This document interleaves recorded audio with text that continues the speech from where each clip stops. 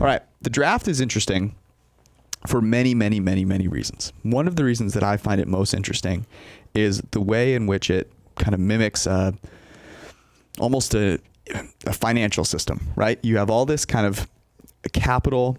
It doesn't necessarily, you can't splice it up as perfectly as you want all the time, right? You're given the picks you have, and that's kind of all you are able to work with.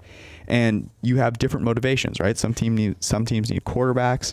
Those are by far the most valuable position in the NFL. Some teams don't. And so it makes trading draft picks a really interesting situation. We have a simulation of the draft trades that we use that basically samples from in and around the picks that you're trading 50,000 times and looks at who wins the trade and does a really nice job of accounting for whether a quarterback is selected too. You can make that selection. So we're going to talk about some draft trades that we like. I have a feeling we're going to be trading for quarterback picks. Yeah. So here's a question, because like I want to talk about quarterbacks a little bit too here.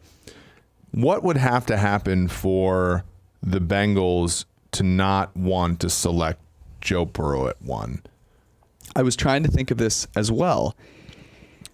So if you got 4 first-round picks, I would do it. I would trade back. Now, I don't think so.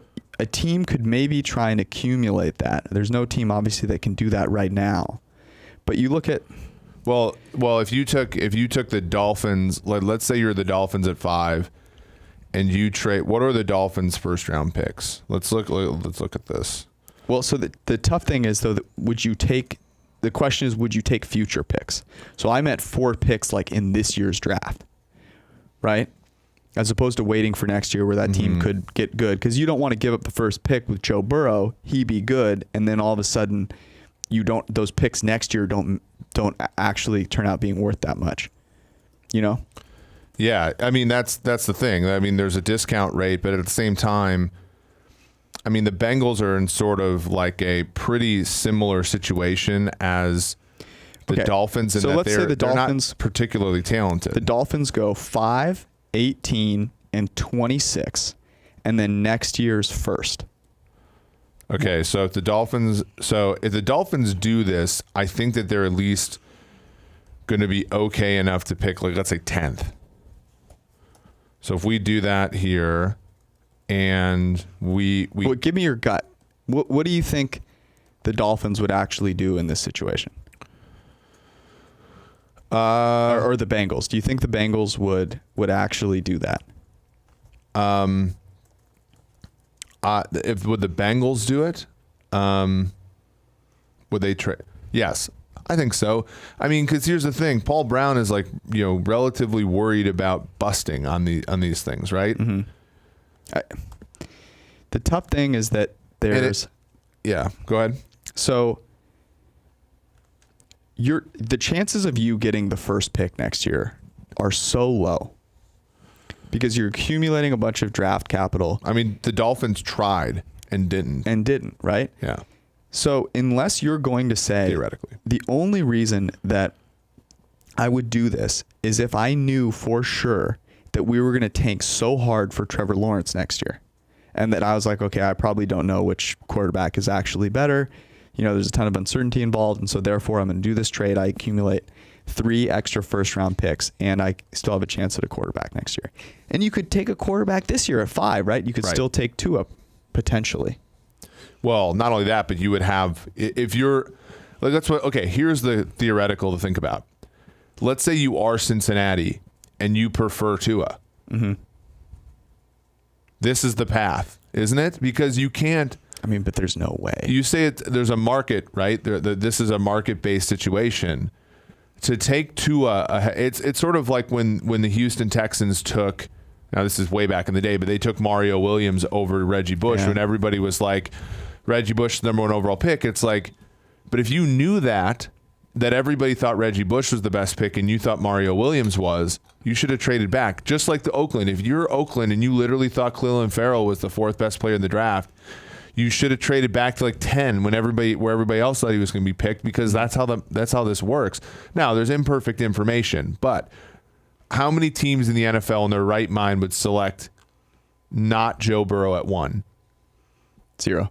So, yeah. So if you trade, so in this situation, if you were to trade this, the team trading up to 1 still does win if it's a quarterback, just because of the variance.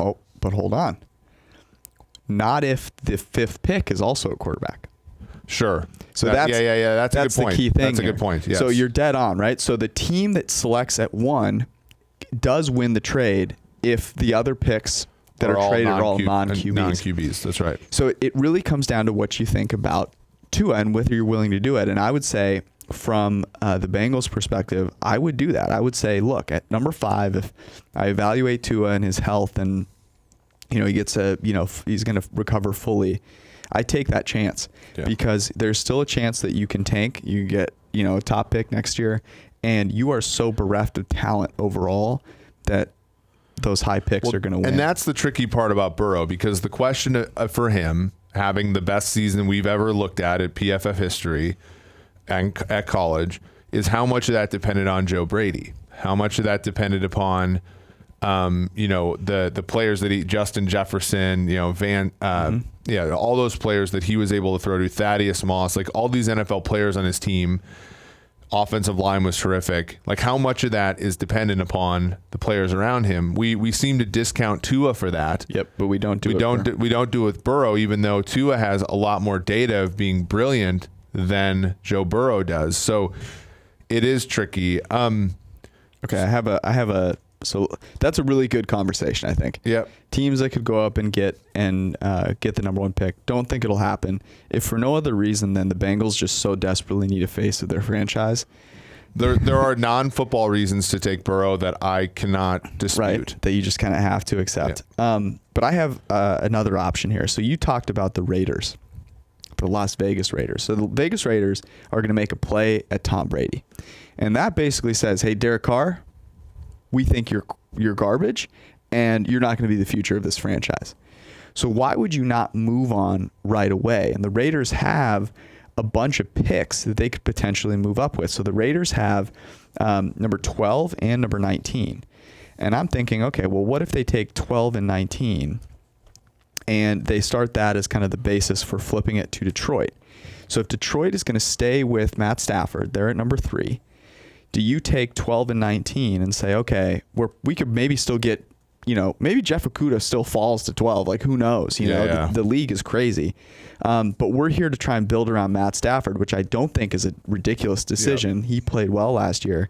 And then the Raiders can move up and take a quarterback at 3. So if you look at this from a quarterback agnostic perspective, the Lions would win this trade getting 12 and 19. About a half a win in their direction over the course of the totality of the players' contracts. But for the Raiders, you pick a quarterback at 3, and the Raiders are going to win this trade. So it's one of those trades like the Jets-Colts trade from a couple years back where the teams are differently leveraged depending on their selection of a quarterback. The picks have different utility. Now, there's something we probably have to build into this, which is, how much do I like the quarterback? No.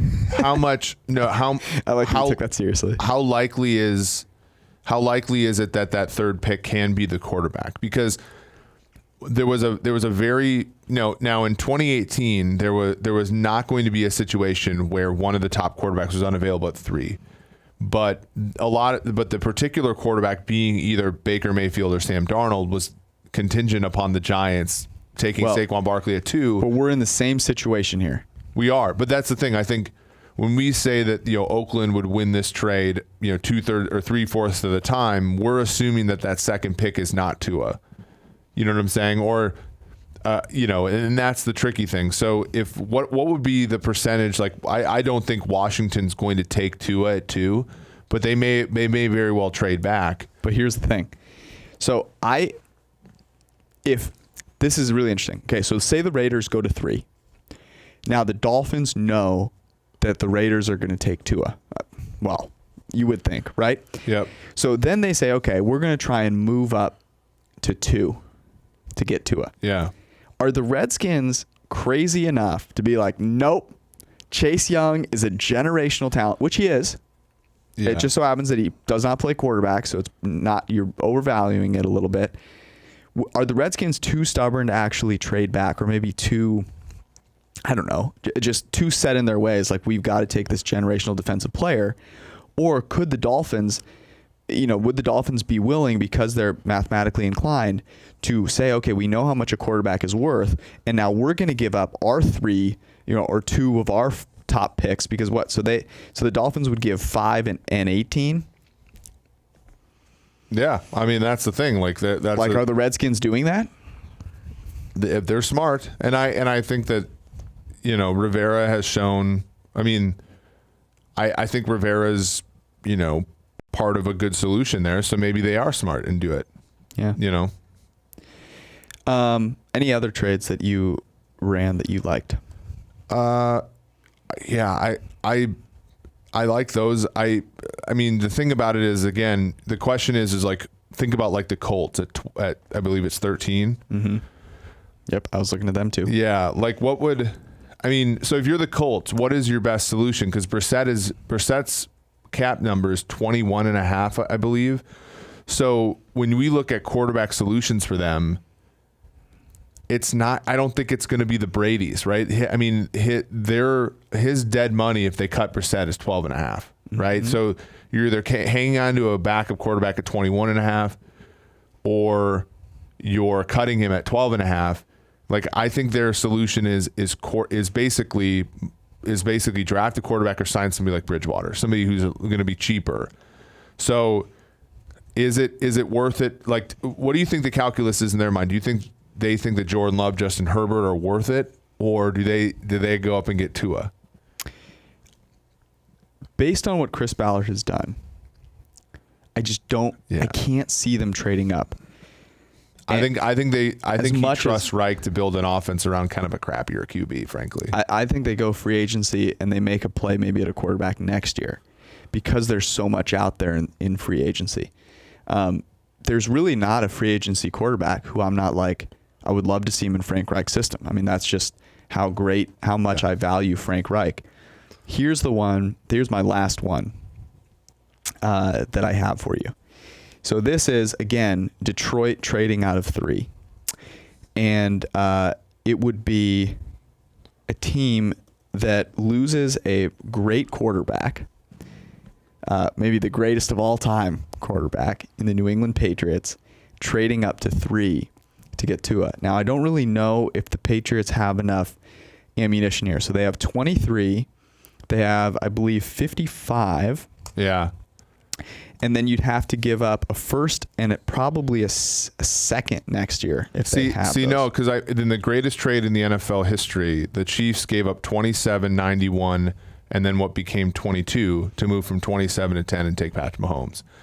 Now, 3 is a lot heavier than 10, but they're at 23 as well. So I agree with you that they'd have to give up their front end pick, 23, and a 1.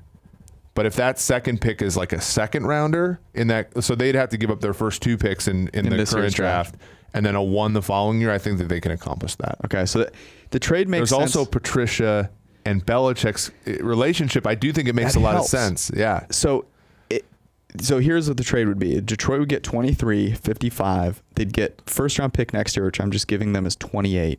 And then I'm also throwing in a second next year, which say is in the 50s. New England gets a 3 this year. New England wins this trade if they select a quarterback, and Detroit wins this trade if no from their lens, if number 3 is not going to be a quarterback. It's actually close. Like, it's actually more of a. Oh, it's not. It's not a slam dunk for Detroit trading out of that pick, but they do get more. They do get more value than New England does, unless New England takes a QB at 3. Then New England wins the trade. The quarterback just so much tilts this entire thing on its head. What's really interesting to me about this whole thing is that if no one, I presume there will be a lot of players trying to move to 3, right? Because we just talked about a couple of teams, but if there aren't, and they're just sitting there, and Detroit's like, we don't have anyone that we really love. We could see this guy slipping anyways. And Belichick, and here's the question then. He says, "Hey man, I'll let you use my boat for a week this year." Right. Or, "Hey, look, I'll give you a little bit more credit for the prior Super Bowl." Yes. Here's the thing. If you're Detroit, you get fired, I'll hire you back. if you're Detroit and it gets that way, who do you take? Do you take Okudah? Because they stunk in coverage last year, but I think a lot of that was scheme. Or do you take CeeDee Lamb, Jerry Jeudy, and just go all in on the offense? Go all in on the offense. Because, Marvin Jones is a free agent coming up. Kenny Golladay, Amendola. I think Amendola is a free agent coming up too, maybe a year or two from now. Hawkinson's no lock. That's really interesting. I hadn't even thought of that yet. And I mean, the Lions historically as a franchise have taken just love taking wide receivers. Yeah. 3. Charles Rogers. Man, R.I.P. You want to get rid of me and get back to more great PFF YouTube content? All you have to do is push that button right there and subscribe. Thanks for watching.